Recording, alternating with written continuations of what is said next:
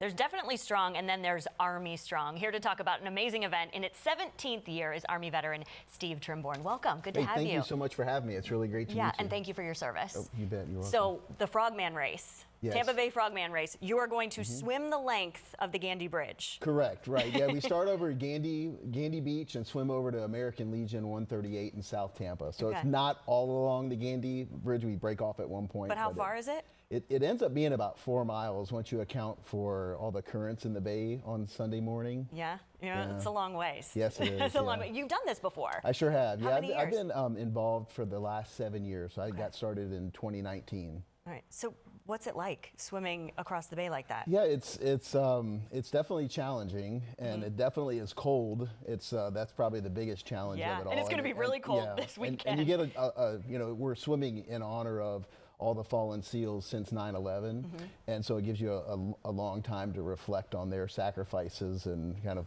one way to get in a mindset while you're out there in misery. And there's a ceremony that happens before the race Correct. starts. Yeah, everything gets started around 7 o'clock on Sunday morning, and there's a memorial service for all the fallen SEALs since 9/11. There's also several Gold Star families. We have, I think, around 30 Gold Star families. About 100 family members will be there, and we're there to celebrate the lives of the lost one, the loved ones that they've lost since 9/11. It's really, really great, very somber.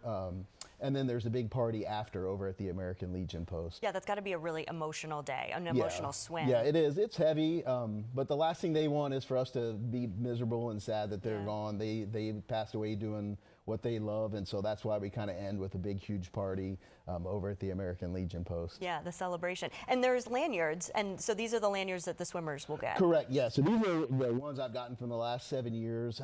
Every swimmer is assigned a SEAL that we're kind of swimming in honor of. I carry the lanyard with me when I swim.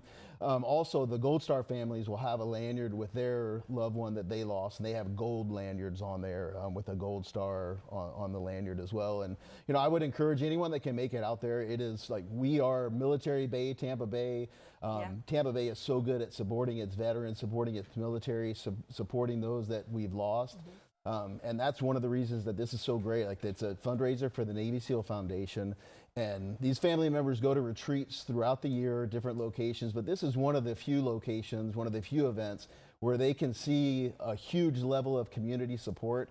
And when we can fill Gandy Beach with thousands of people, it's a message to them that, like, hey, your loved ones are not forgotten. We are here, we support them, we're raising money for them, and it's a chance to celebrate their lives, but also thank the Gold Star families for the sacrifices of their brothers, sons, husbands. Yeah, absolutely. If people do want to come out and they want to support, how can we get more information? Yeah, well, you can go to tampabayfrogman.com is the website. We're Team Army, which is a little unique, that we're a bunch of Army veterans, active duty military that are here to support the Navy SEALs.